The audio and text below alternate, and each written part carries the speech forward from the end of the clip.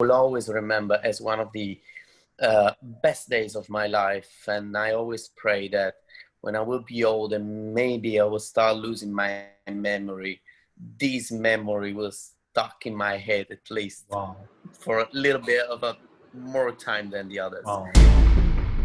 Namaste everyone.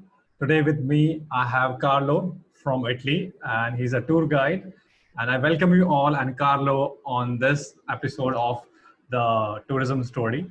And Carlo, please tell us about you. We know you as a tour guide. We know you as a tour guide from Italy. So please tell us how do you see yourself and how would you like to introduce yourself? All right. So thank you for having me, first of all.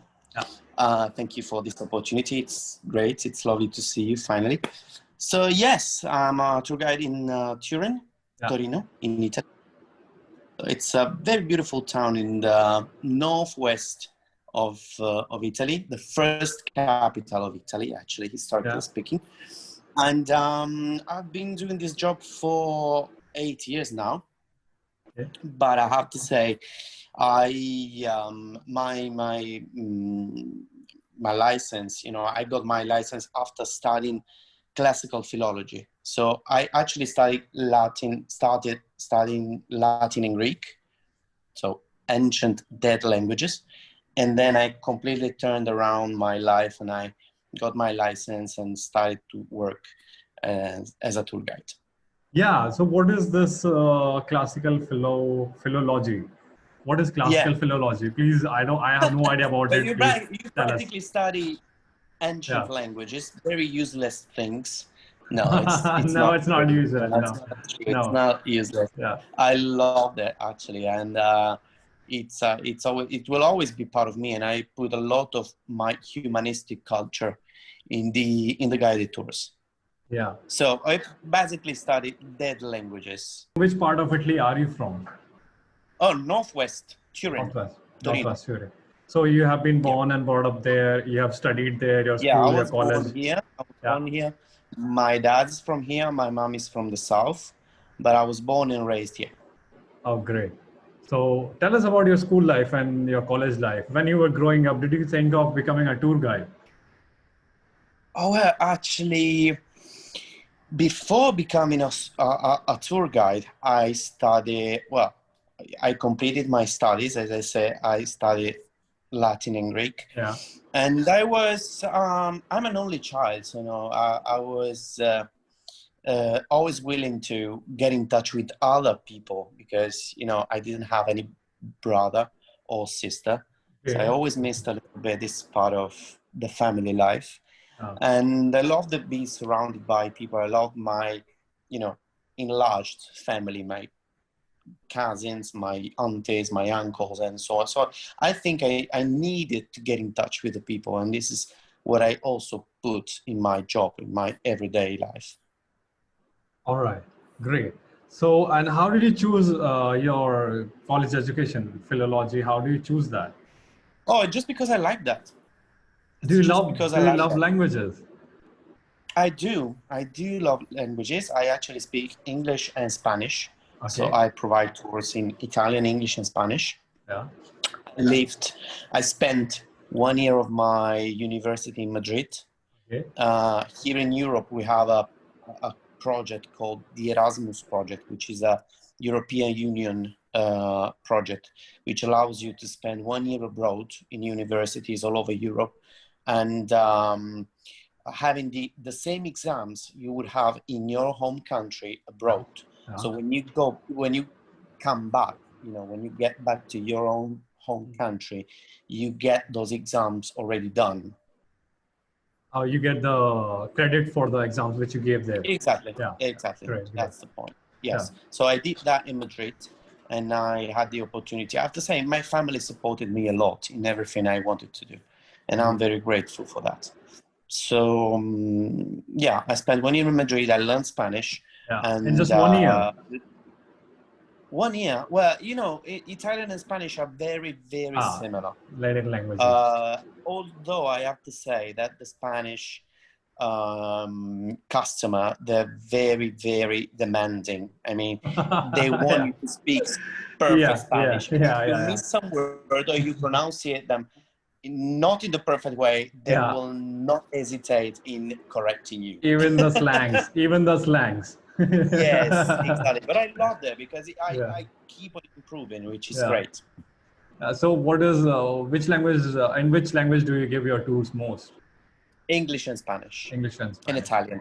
I have to say the 80% Yeah. of tours before the pandemics Yeah. were in before the pandemic were in English and Spanish. The English and 80%. Spanish. Yeah. I only worked for the 20% in Italian. What inspired you to start with tour guiding, studying languages, going into That's a tourism? fun story because actually, and that's a story that I already, that's a story I rarely tell. Actually, it was my mom. Okay. My mom was a teacher. This is a funny story, so sorry for going right on the topic. My mom was a teacher. Now she retired from job.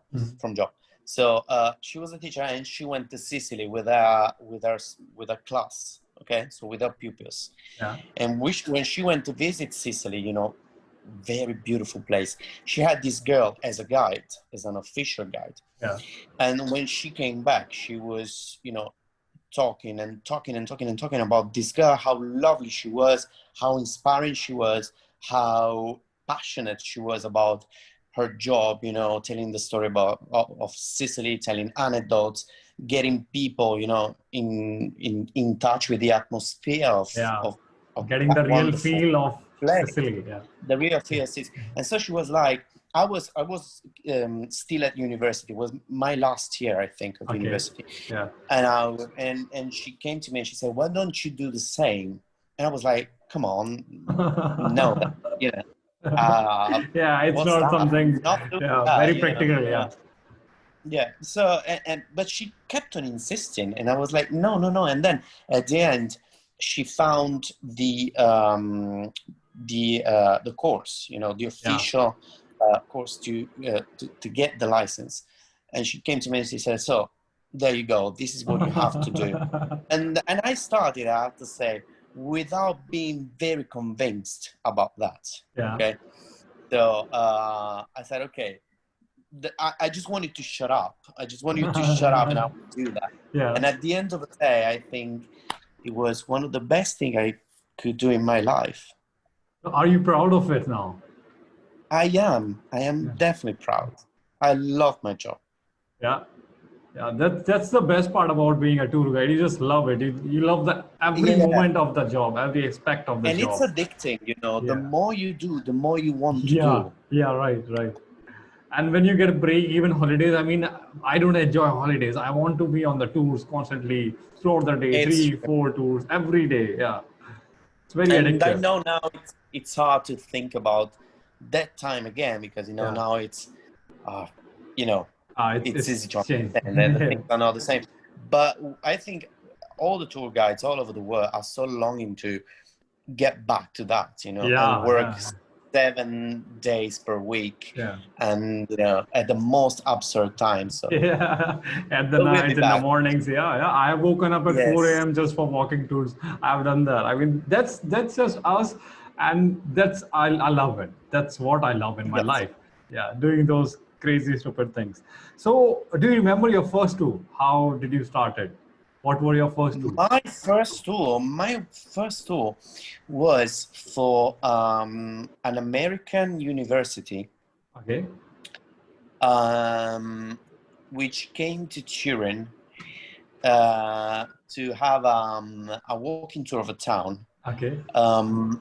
About a very specific topic, which is also, quite rare topic to deal with. So they wanted to learn about the unification of Italy and the process of unification of Italy and the role of Turin in the unification of Italy. And this is something that not even the Italian know very well. Okay, but they came from the US and they were like, so we want to do this tour. So we want to discover all the places related to the Risorgimento. Risorgimento is the period of the reunification of Italy.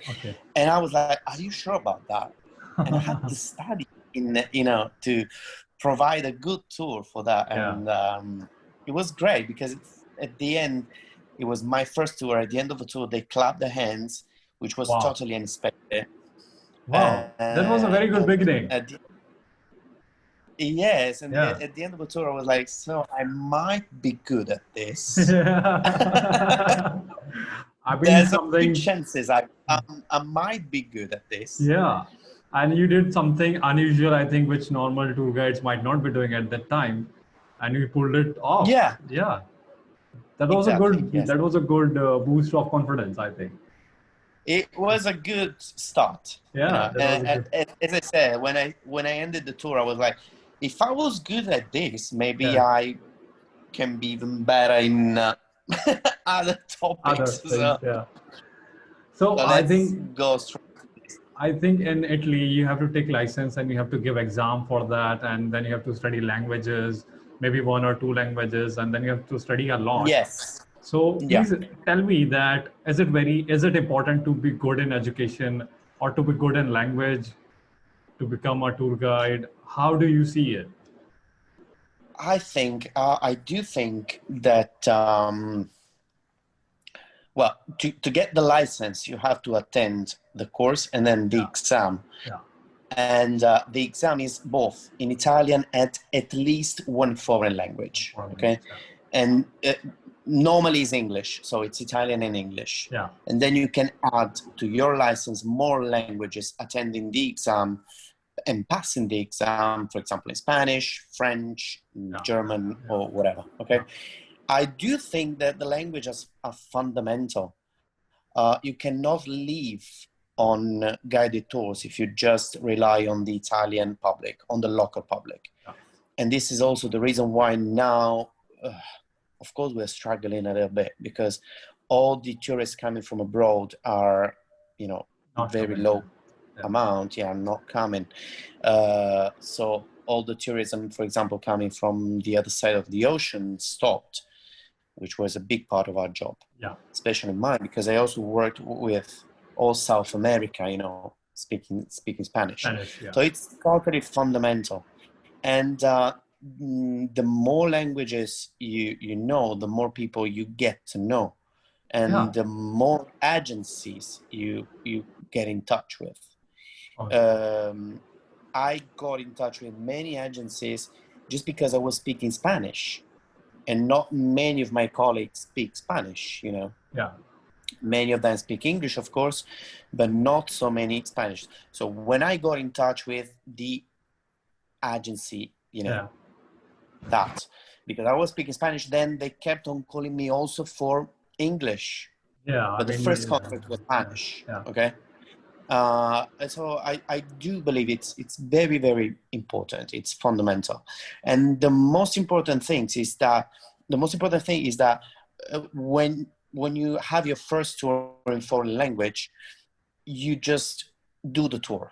Okay. So you speak about your topics, but the more you go on with your job and the more you speak the language, you really get in depth in using the language. And at the end of the tour, you speak just as them. Yeah, that's right. I mean, that's how I have improved my English. That's how it has been improved. Yeah. So yes, what I was asking you is, can you tell me how staying in Spain has helped you? Yes. You know what, I think the most important thing when you learn a language is breaking the ice. You may know the language, you may know the grammar, you might be perfect during school tests, and get an A or 10 or whatever. But at the end of the day, if you don't speak the language with the native, the mother tongues, you cannot say you really own the language yourself. So spending time in Spain and learning the everyday language, not just the grammar, but the everyday language, the language they spoke in the street, the language they spoke at the supermarket, that was breaking the ice of the mind and thinking, I can communicate. It's not just about learning the grammar, but I can express feelings and what I want and what I want to ask and what I want to know, and understanding what the people tell me in another language. Right. You know what I mean? I'm getting it. I'm completely getting it. Yeah. It's not about yes, I know the words, I know the grammar, I know the vocabulary. It's I can express what I'm feeling and what I'm thinking. It is possible. It is possible to do. And I know I'm gonna make mistake, and probably I'm doing also mistakes now when I'm speaking. But at the end of the day, the message is going and keeps flowing. And that's the most important thing. And when you see the people react to what you say, the expression of their face, in their the reaction to the words you use, that's when you really feel that you own them. Yeah. So I think I use movies and podcasts to learn English in like a local English or slangs and their words, and I can connect with you what you are saying. So do you think by watching movies or just listening to podcasts, it will be helpful if somebody cannot visit a country, like somebody wants to learn Spanish? Yeah, of course, why not? Yeah, of course, why not? By watching just Spanish movies, they can improve a little bit. Yes, definitely. But the most important thing is throwing yourself in speaking the language. Yeah. Doing mistakes, whatever it takes. It doesn't even matter if you make mistakes. The most important thing is moving that tongue.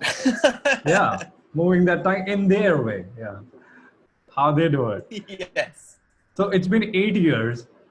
In the 8 years, has there been any challenging or crazy tour you ever had in those 8 years? Was it with Indians? Many. I can't even remember. Yeah. Well, I have to say. Yeah. There was a big challenge, which I will always remember as one of the best days of my life. And I always pray that when I will be old and maybe I will start losing my memory, this memory will stuck in my head at least for a little bit of a more time than the others. Which was 2 years ago. 2018 was a very crazy for many reasons, for professional reason, and also I have to say for personal reason, for my private life.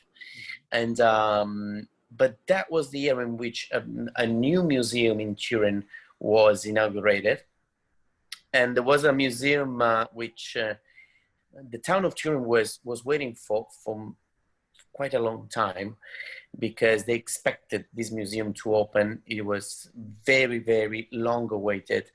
I don't know if you know the brand Lavazza. It's a coffee. Yeah. Quite big also in your country.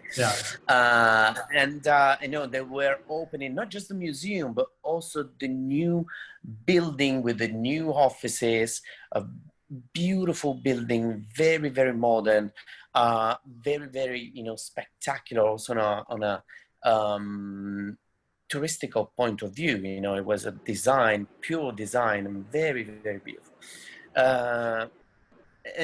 And actually, me and my colleagues, the girls that I used to call my girls, we were noticed by some girls of the team Lavazza during a guided tour somewhere else. And they came to me and they said, "Can we introduce ourselves? And we're from Lavazza, and we saw you. We saw your guided tour, and we like the way you explain, you and your mate explain. So why don't you come and become the guides for the opening of the museum?" Wow. Yeah, very big thing.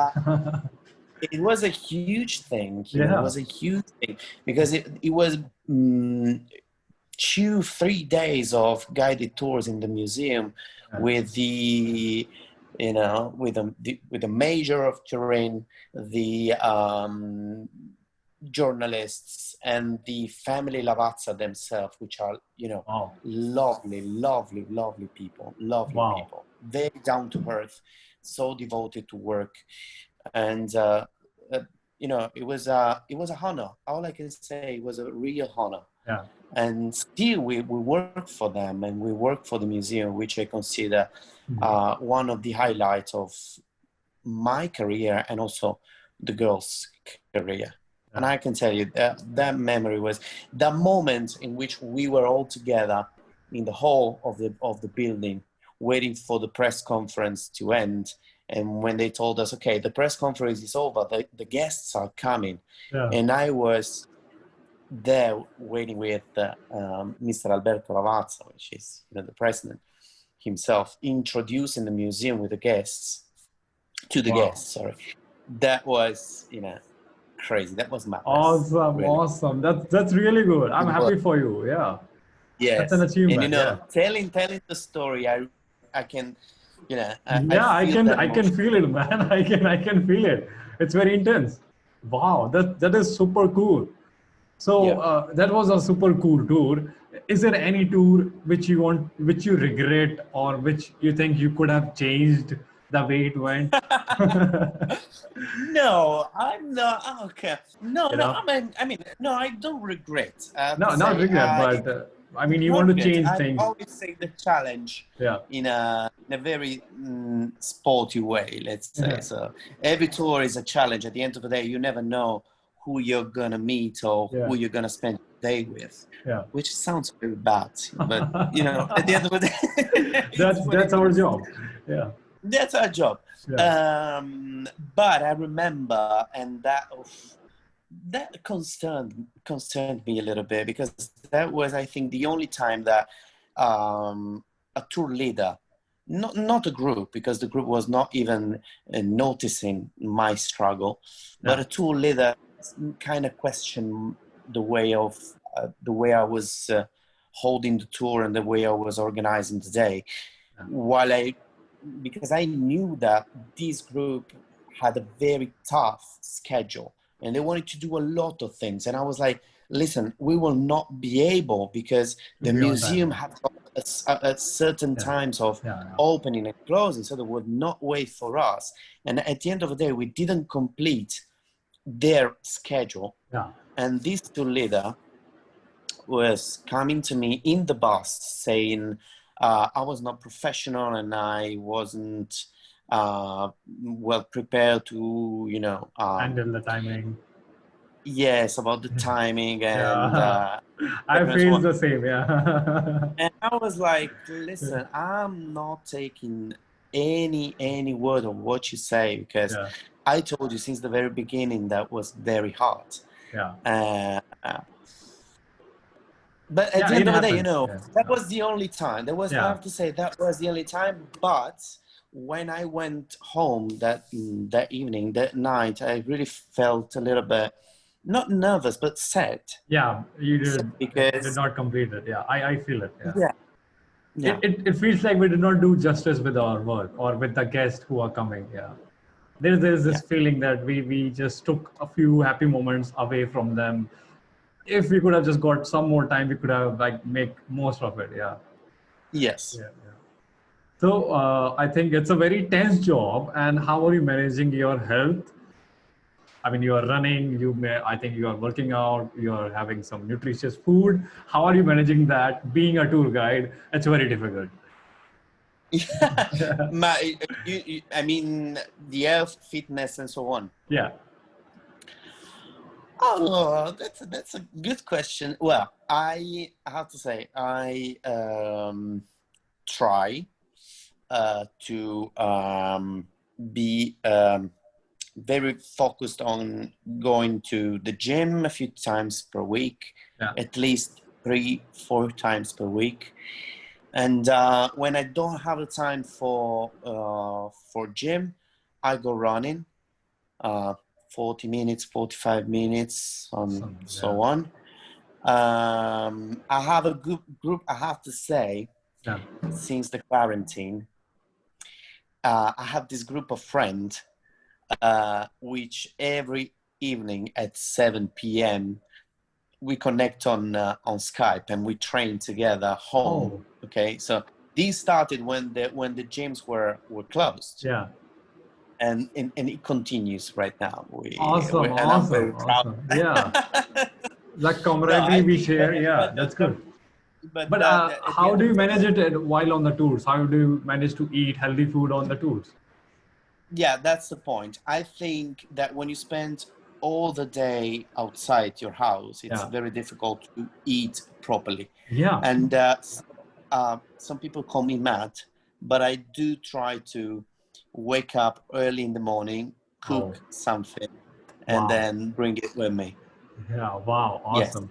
Otherwise, there's a plan B. I have to say, there's a plan B, Yeah. which is getting back to my parents' home when my mom gets me my lunch, and then go back to work. That's the best that's part. that's plan B. That's the best part. So that's good, man. I mean, that's really good.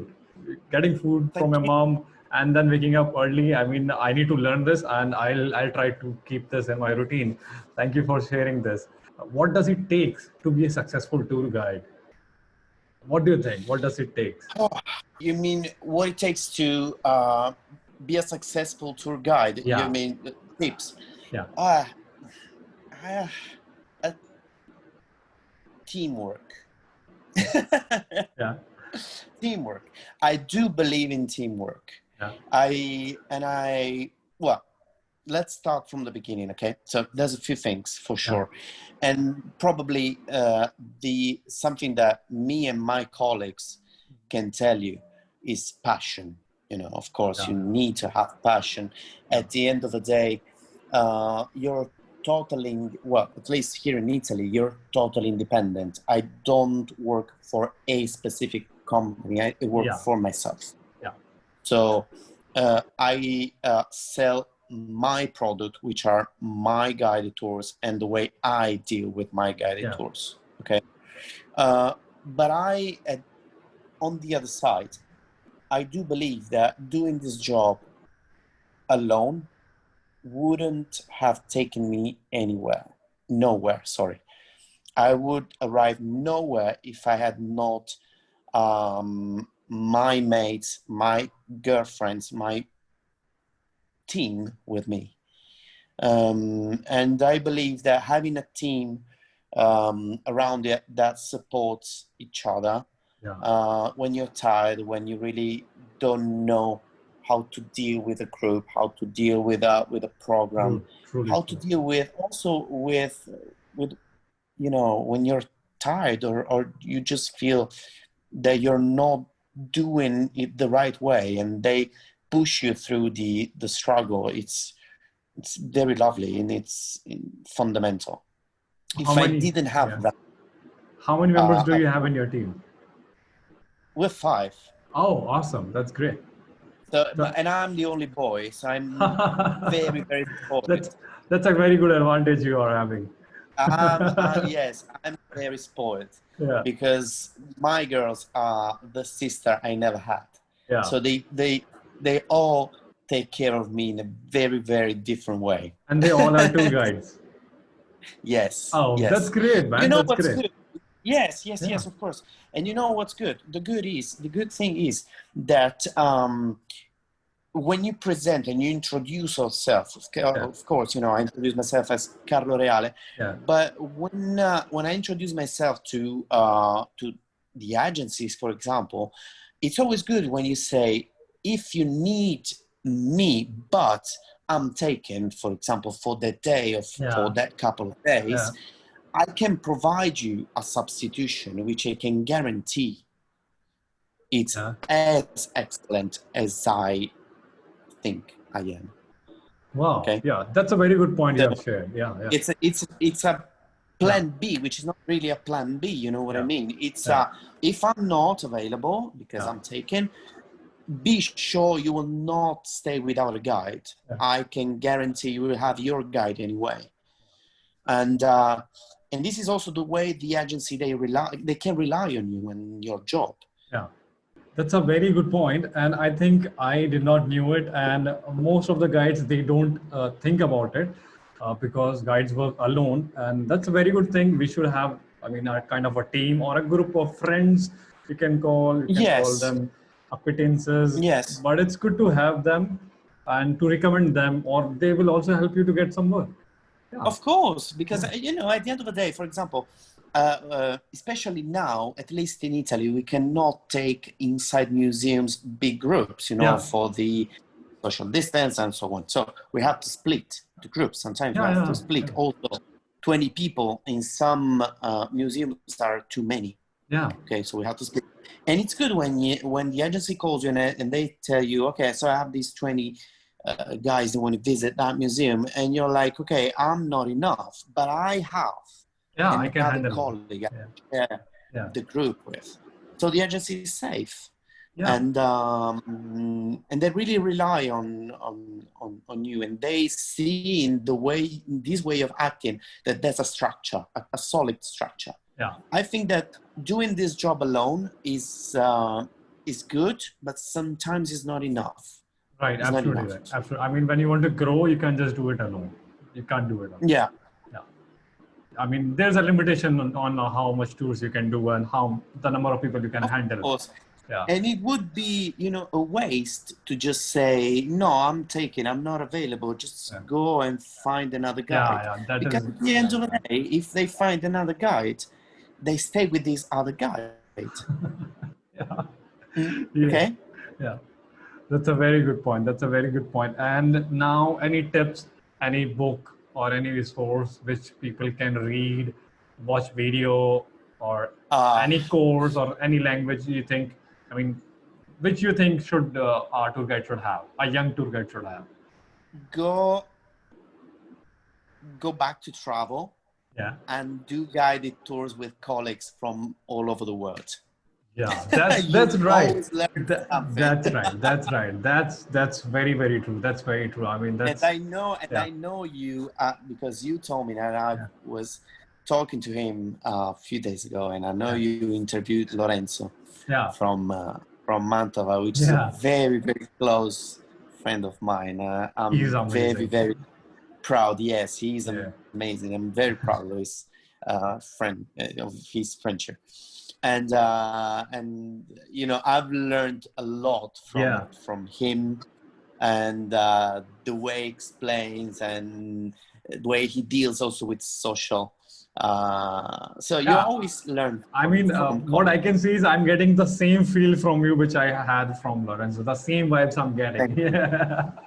Thank you. Yeah. So that's really good. I mean, both the points are really good. The first one is be passionate. 3 points, sorry. First one, be passionate. Then second one, have a team so that you can refer or rely on them in your difficult situations. And the third one is go take tours of other tour guides, and all over the world, not just in your state, your country, but all over the world. Of course. Yeah. Because having a guided tour in Italy is very different from having a guided tour in India, for example. That would be madness. I mean, you're like a superhero. I can see you as a superhero. Walking in the narrow streets and crowds, and then crazy. So it is very different. Yeah, obviously. So those are 3 very good points. And now I want you to advise yourself to the younger version of you when you were starting your tours. What advice would you give to yourself? To myself? Yeah, in the younger version, the moment you got your license, what advice would you give to that, to yourself at that moment? I would bring to my young self a picture of me at this age, and I would say, just become like this one. Wow, man. I mean, I'm very happy to know that. Like, this is really good. This is really good. Wow.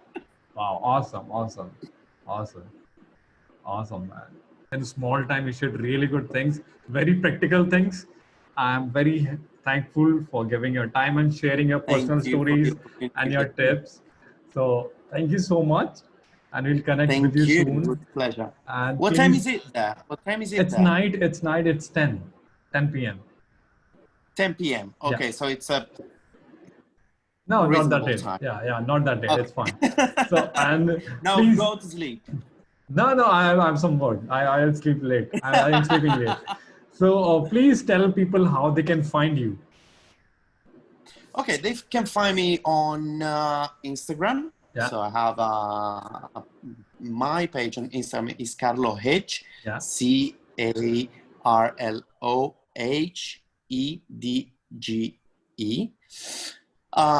My name is Carlo Reale on Facebook, so they can also contact me through Facebook, and I'll be very pleased to share tips and being here for whatever, for guided tours and whatever it takes. Sure. I'll share all the links To of have your a Instagram and beautiful business. Facebook. Yeah, I'll share the links for Instagram and Facebook. People can definitely get Yeah, in touch with you for the tours and the tips. of course. Okay. So I'll take a leave now. Namaste. Thank you very much. Grazie.